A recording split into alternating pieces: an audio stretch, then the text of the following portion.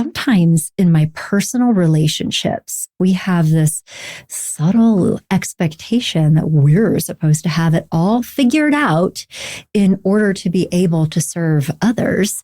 First of all, it's not true. But second of all, it can be a real barrier to intimacy because, like, the reality is that we're not always okay. We don't always know what to do. Having professional friends and a professional community, I think, is so essential because no matter how supportive your personal circle is, there's just something about connecting with other therapists who don't need an explanation. They get it. Hey, friend. And welcome back, or welcome for the first time, to Love, Happiness, and Success for Therapists. I'm glad you're here with me today. Like you, I am also a professional therapist. I'm a psychologist. I'm a marriage and family therapist. And this entire podcast is all about supporting us, supporting you, and our colleagues who have all made the decision to embark on a career path that is just remarkable and unlike any other. We are routinely exposed to challenges and also triumphs that just don't really happen in any other career. And I wanted to do this show to support all of us in all of these things. Personally, professionally, but also just have this a space to be trading information and sharing information about just what's going on in the industry as a whole.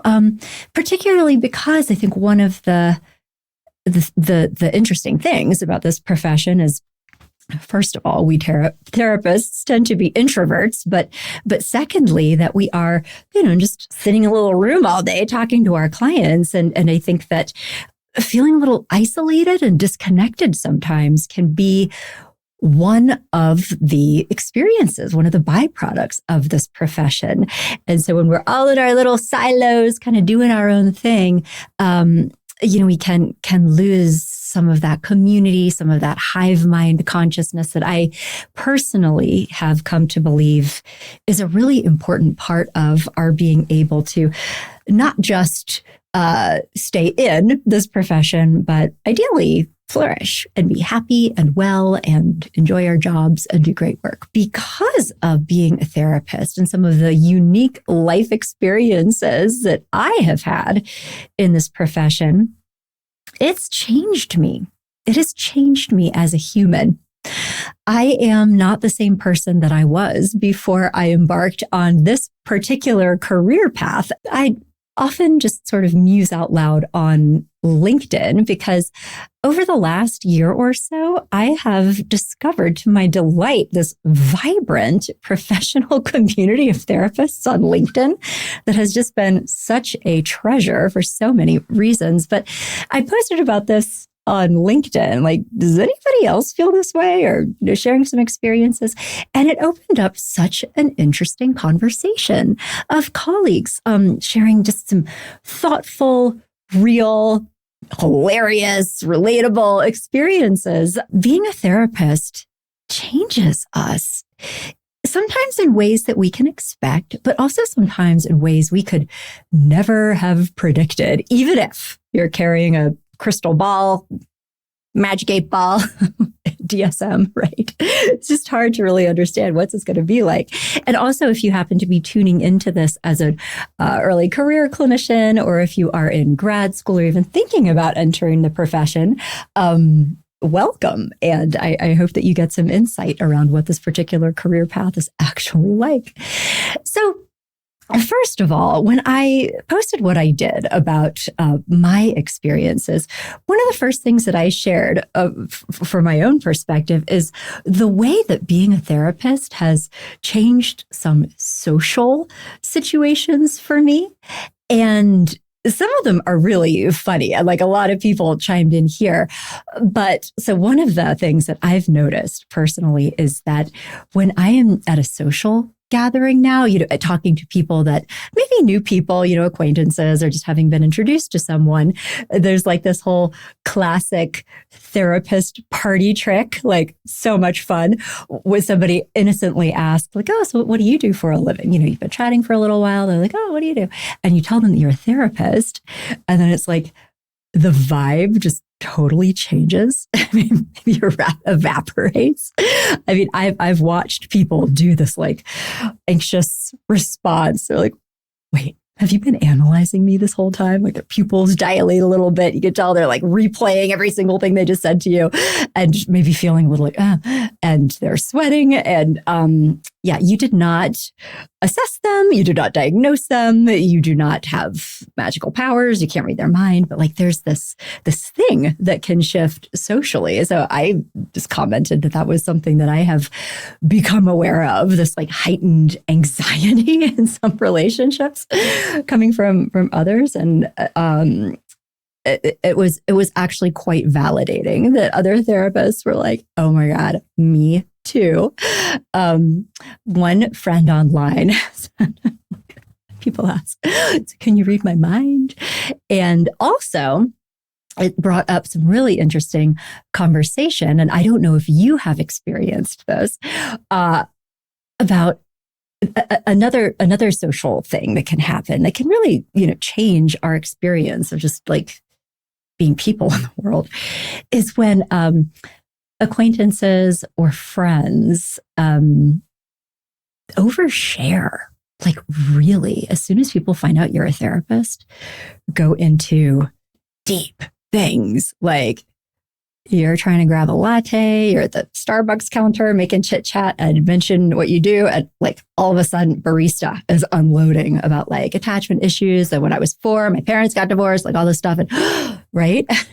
And while it can also be funny to talk about and just acknowledge, I think it is also something that sometimes needs to be managed, because we are all, I think, generous people, right? I mean, I don't know that we would get into this profession if we weren't genuinely caring and curious about humans and really wanting to be supportive to other people. I will personally share that as an earlier career clinician, I did not know how to navigate this, and was at a space in life where I had people, I mean, this is kind of embarrassing to share, but it's true.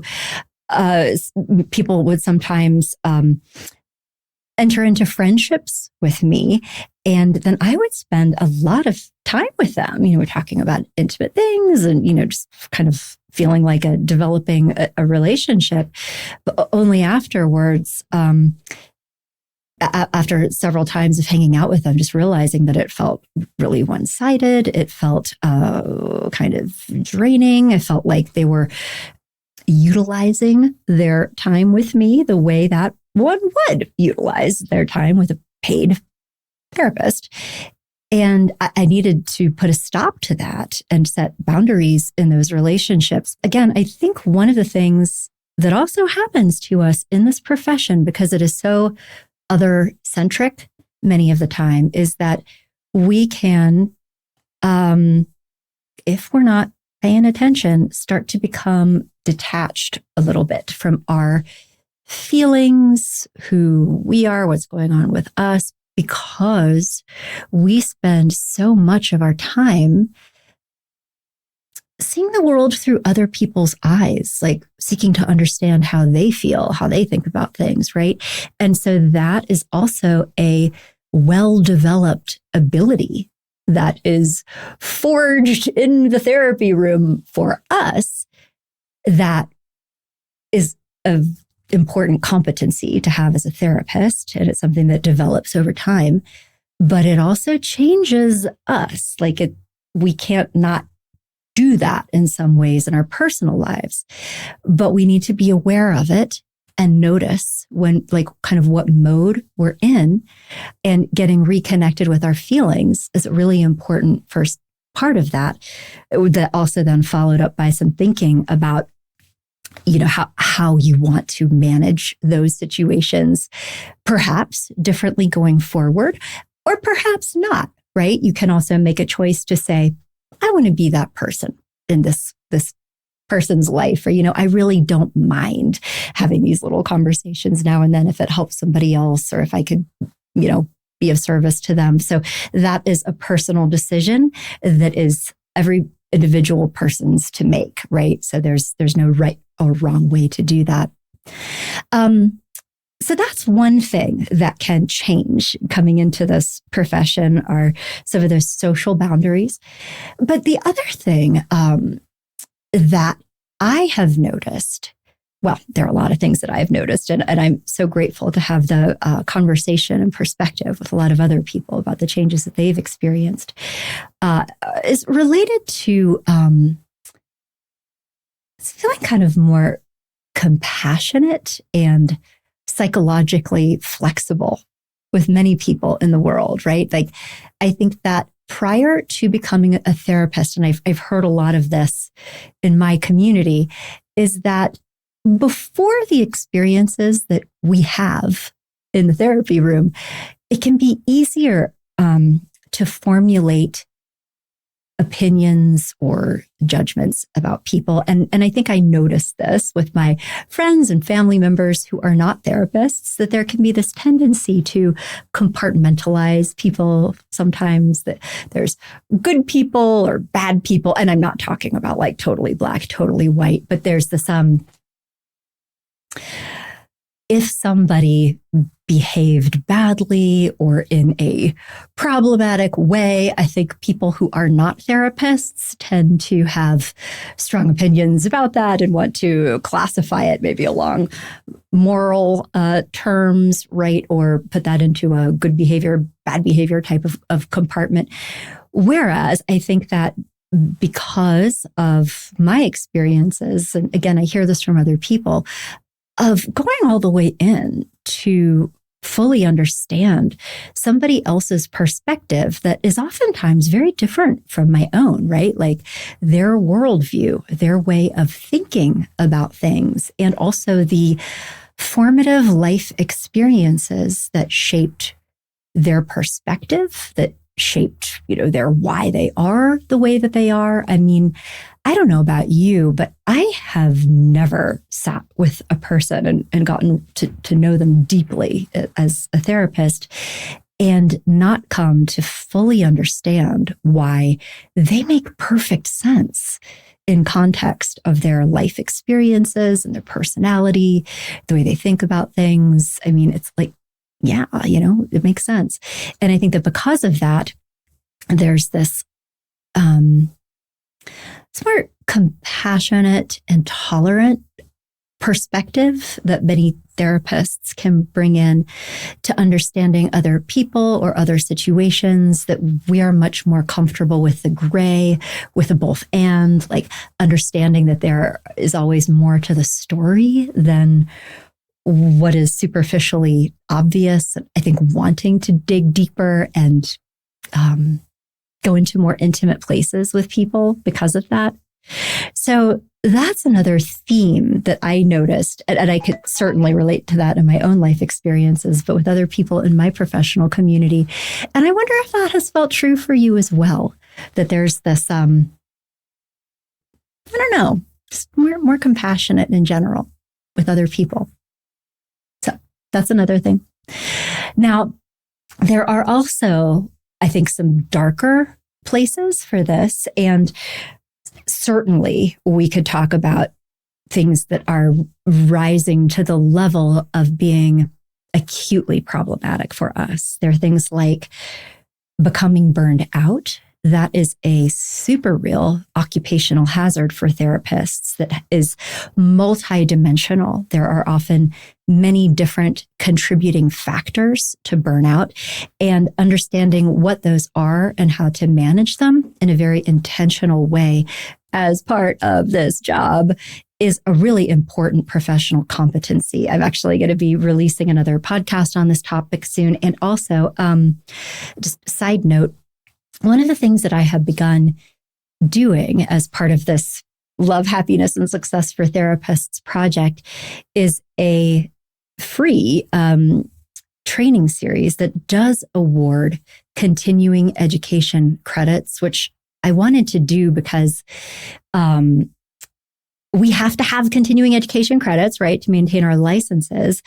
But there are also so many important professional development topics that are really critical for clinicians to be grappling with and managing that, in my experience at least, are typically not part of the constellation of continuing education opportunities that we have, right? Like, I think a lot of it is focused on continuing education around that is just client focused, right? Like ethics,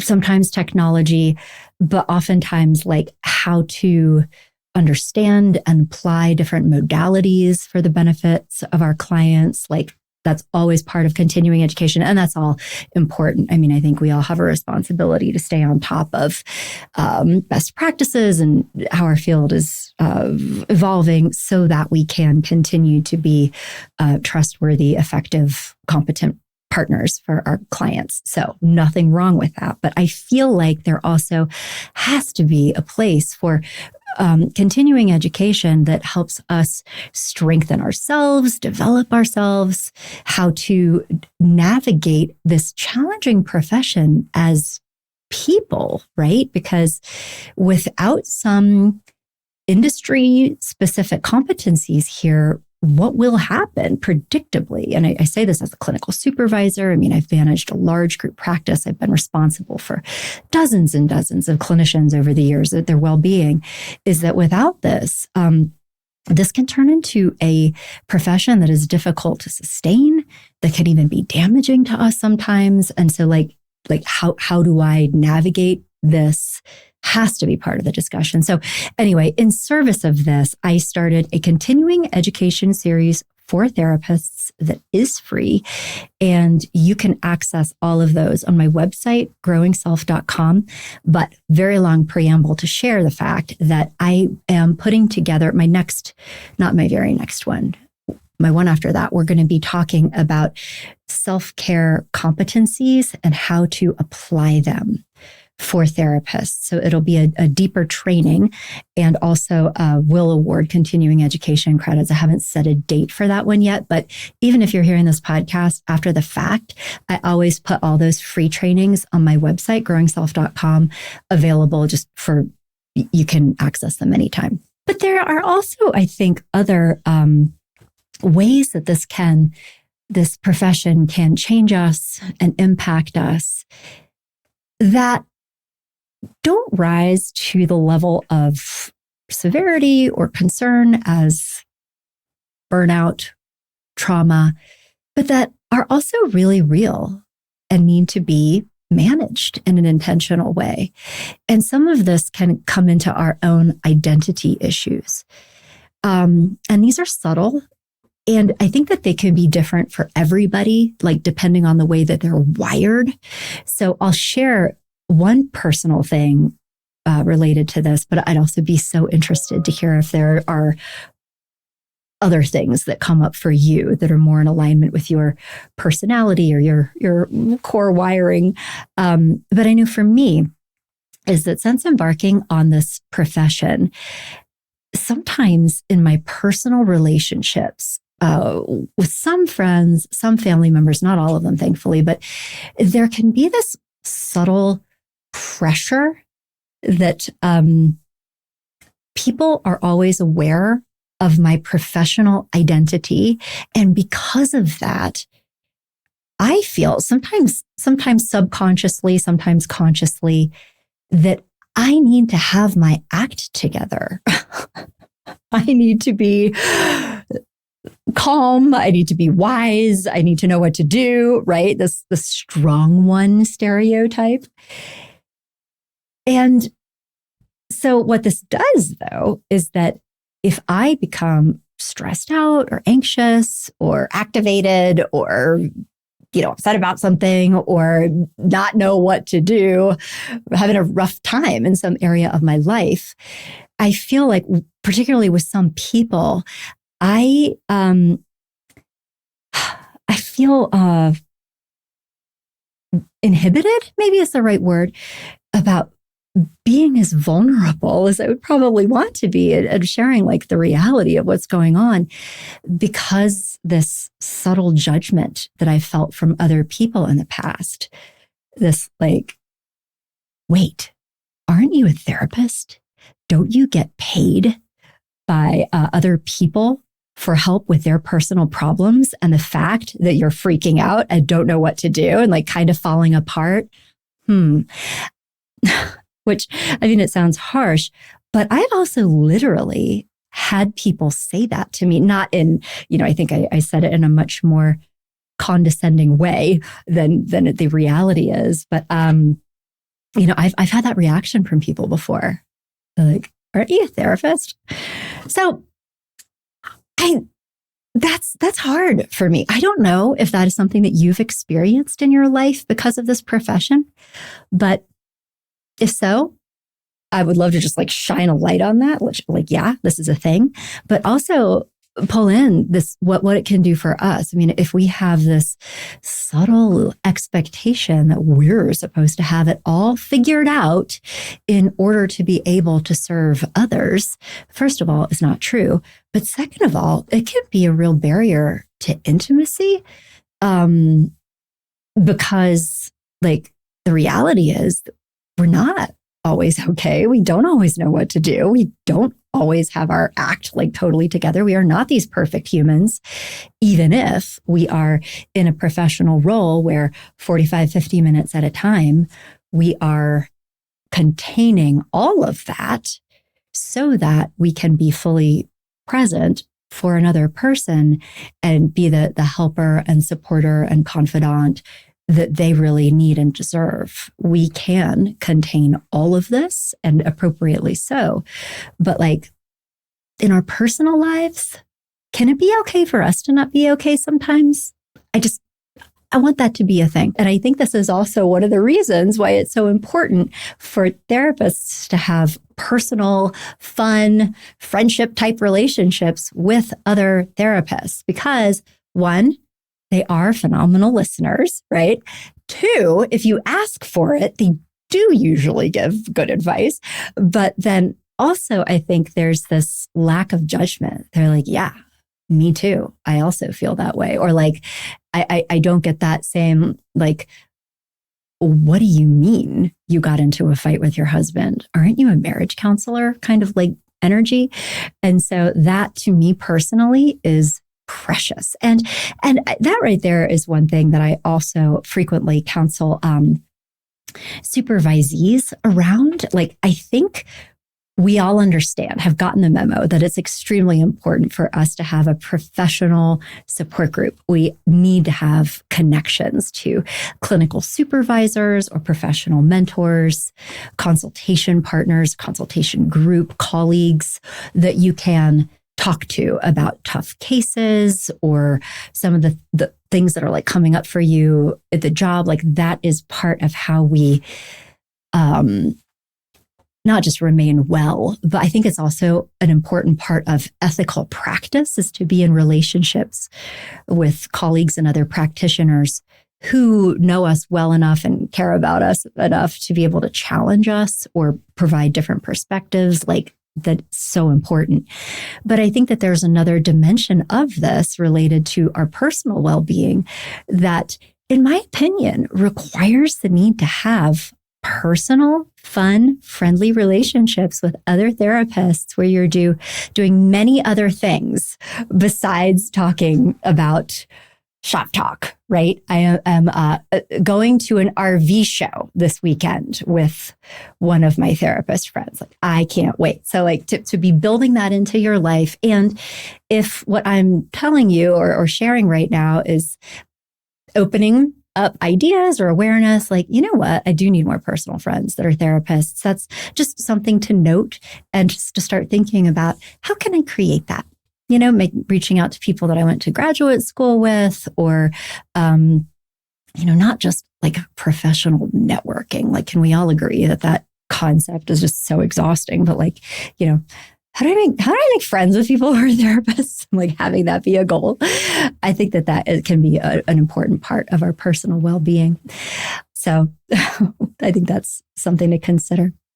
Now, I know that we have been talking about some of the darker aspects of this, how this profession has changed us. And I also just want to end talking about all of the bright, light, joyful, beautiful ways that this changes us, perhaps for the better as we evolve through this career. One thing that I've heard from my community, the sense of a deeper appreciation and respect for how resilient people can be, and an understanding of how going through really challenging life experiences, difficult things, dark emotions, that there's a lot of power and beauty in there, and that the power of the human spirit is just remarkable, that there's strength and resilience even in very hard places, and that's a gift and a perspective that comes, we earn that. But I think that is something that can be really precious and important, particularly, in our own lives or in the context of difficult world situations, or, like everybody else, hearing about bad things happening to people in the news, that there's hope that comes with that. I think also a theme that I heard from my professional community is a sense of being connected to a higher sense of purpose is an important piece of this that can frequently make the messiness and the ambiguity and even some of the dark parts feel worth it. Sometimes it can be difficult to see the immediate impact of our interventions or our relationship in the lives of our clients.